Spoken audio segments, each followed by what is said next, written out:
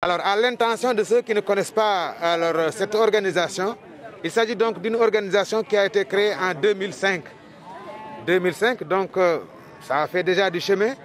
Et en son sein, alors des hommes et des femmes qui ont partagé la classe ensemble des années 1970 à 1976, comme d'ailleurs nous pouvons le constater. Exactement, c'est ça. Et depuis l'enfance, nous cheminons ensemble et nous continuerons en tout cas de cheminer jusqu'à nos vieux jours. Et c'est justement, alors là, ce sont là quelques mots pour présenter en tout cas la génération 1976. Maintenant, il vaut mieux tard que jamais. Bon, évidemment, nous avions donc en ligne de mire cette participation à la lutte contre le coronavirus. Nous avons été véritablement conscients en tout cas de la nécessité de ne pas abandonner cette lutte. Et cette lutte-là, elle va devenir plus que jamais acharnée, puisque aujourd'hui nous en sommes à la moitié des vacances. Bientôt, les vacances vont finir et l'année scolaire encore pointe à l'horizon. Et il nous faut justement préparer tout ceci en perspective. Raison pour laquelle nous avons attendu jusqu'à ce moment maintenant pour en tout cas prendre part à cette lutte acharnée contre l'expansion de la maladie. C'est fort de cela que nous avons en tout cas rassemblé toutes les ressources qu'il nous était possible d'amasser pour pouvoir justement acheter des masques. Et nous n'entendons pas nous arrêter en si bon chemin. Nous entendons en tout cas à chaque fois que de besoin, nous lever en tout cas pour véritablement, n'est-ce pas, mettre la main à la poche, en tout cas nous donner tous les atouts pour pouvoir justement lutter continuellement contre le coronavirus jusqu'à ce qu'en tout cas le virus disparaisse ou en tout cas jusqu'à ce que nous soyons au moins immunisés justement contre cette pandémie. Permettez-moi un tout petit peu de revenir sur la génération 1976 puisque je n'ai pas encore quand même décliné quelques noms qui sont assez importants. Certains sont des personnalités publiques, d'autres ne le sont pas. Bon, maintenant, comme personnalité publique, il y a le ministre de l'Intérieur, Aly Ngouille Ndiaye, qui est d'ailleurs membre fondateur alors, de la génération 1976, ça aussi il faut le préciser. Hein? Il y a Yoroba, Adjipel, n'est-ce pas, El Hadji Diaba Guissé, Djami Sow, Amidou Sidibé Koundoul, moi-même, bien sûr.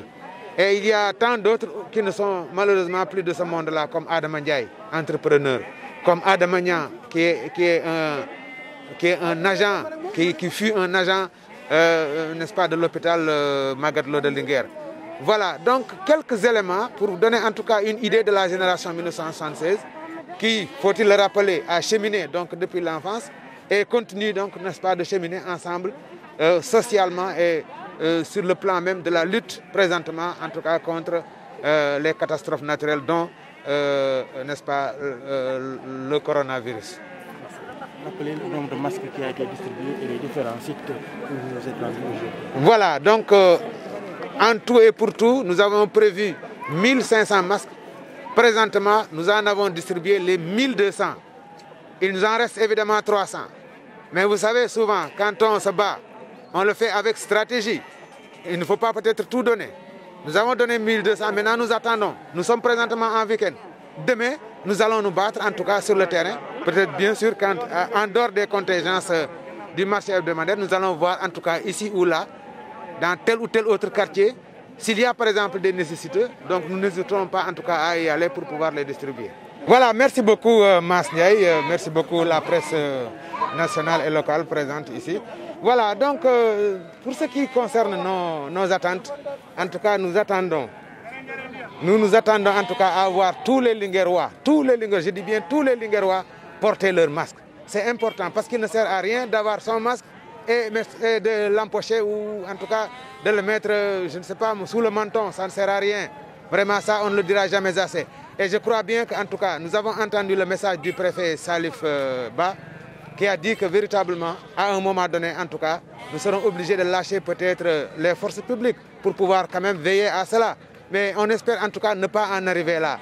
Nous, en ce qui nous concerne, nous allons en tout cas sillonner, nous allons en tout cas assurer un certain suivi au niveau local. Alors, si vraiment il y a une certaine dégradation dans le port du masque... Nous, la génération 76, nous savons que nous avons camarades de classe, un ministre de l'Intérieur, qui nous savons au moins dafa jël doolem aussi dimbali ñu ci ñu xam ne ajuma bi di jour bi nga xam ne jour luuma bu Linguère la danañ mën a atteindre suñu cible moo tax au nom de la génération et au nom du ministre de l'Intérieur ñu jël lu ñuy am mu ndaw mu bëri mu doon ay masque ñu jëm ko jox waa Linguère pour ñu xeex li nga xam ne mooy pandémie bi nga xam ne cette pandémie qui n'a fait que trop durer ñu jëm see indi suñu aussi suñu touche mais sant nañ yàlla ba lépp luñ doon xaar si distribution bi vraiment yàlla suturaal nañ ko camarades yëpp ñu ngi nii suñu gannaaw jàppale ñu si liggéey bi ñu def ko si jàmm ak salaam.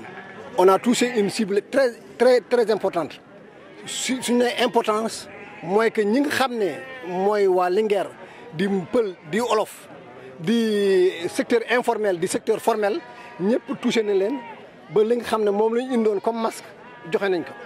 mais suñu delloo gannaaw tuuti avant ñuy dem dañoo jaar ci préfet jaar ci monsieur le maire won ko suñu cofeel aussi won ko aussi que ñoom ñooy autorité ñu war ci jaar ci ñoom li ñu ci war a def ko.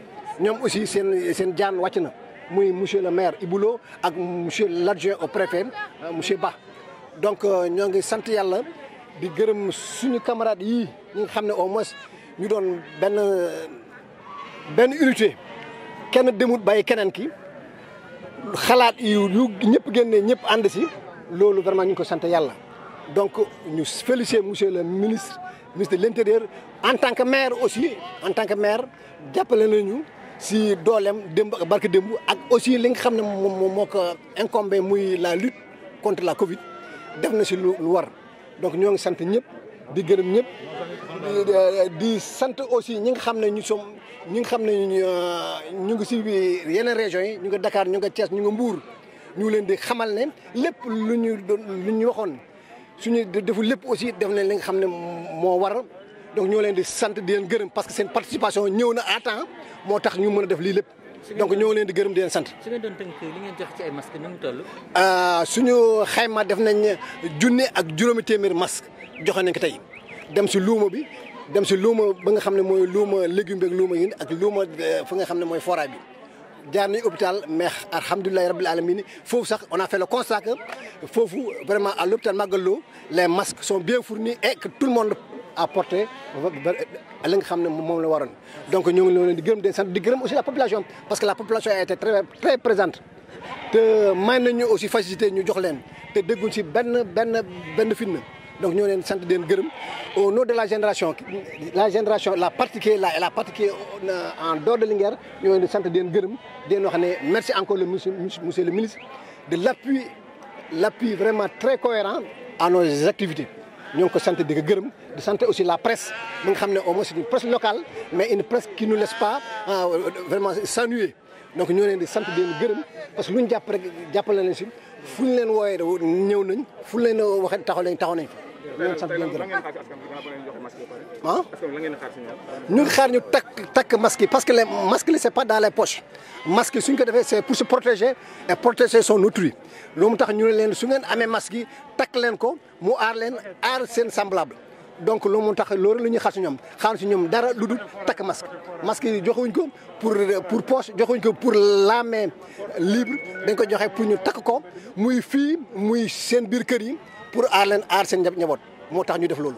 donc ñoo leen sant di leen gërëm di leen ñaan encore ñaaxal leen def leen loolu man nag maa ngi remercier la génération maa ngi remercier encore la génération parce que la génération n'a pas failli à sa mission lépp lu ñu ko doon xaar si moom def nañ ko ñoo leen sant di leen gërëm merci encore monsieur le ministre merci monsieur le maire de l'appui constant qui nous a été toujours apporté.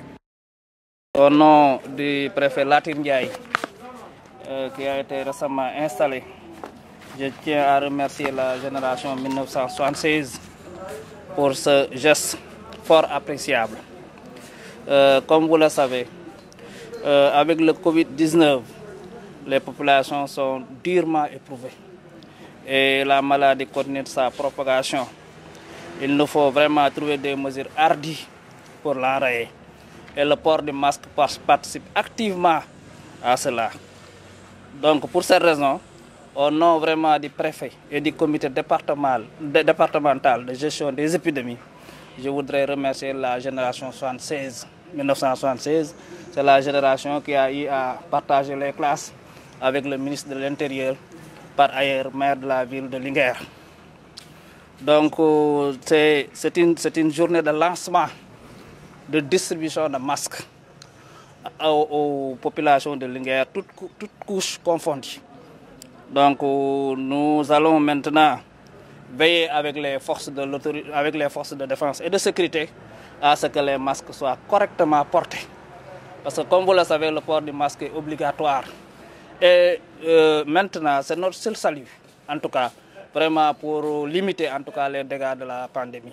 maa ngi gërëm bu baax a baax la génération 1976 parce que lu ñu def dafa am solo daf ñuy jàppale ci xeex bi fii ci département Linguère comme nu ngeen ko xamee rek c'est vrai que département bi fan yii sant yàlla amuñ ay cas mais nag kenn xamul donc il faut que ñu continuer de relever le niveau de riposte maanaam ñu en tout cas daal farlu bu baax a baax ba feebar bi vraiment bu mu fi duggati te lu mel nii day tax feebar bi du fi dugg parce que le port de masque dafa am solo parce que à 90% dina la protéger dina tax vraiment feebar bi yow nga mucc ci mais nga muccal ci yeneen doomu aadama yi te yaakaar naa loolu am na solo donc kon ñu ngi gërëm bu baax la génération 1976 nga xam ne ñoom ak le ministre de l'Intérieur nga xam ne yàlla def na également mooy maire de Linguère bokkoon nañ benn classe. donc tey lii cérémonie de lancement distribution masque la ñoom dinañ ko jox population yi amul ràññee amul xaaj amul seen donc mais lu ñu bëgg nag mooy bëgguñ ñu joxe nit ñi masque yi ñu denc ko masque yi dañ bëgg ñu porter ko correctement jarul waxuñ nga takk ko sa wàcce ko et cetera mais nga porter ko correctement.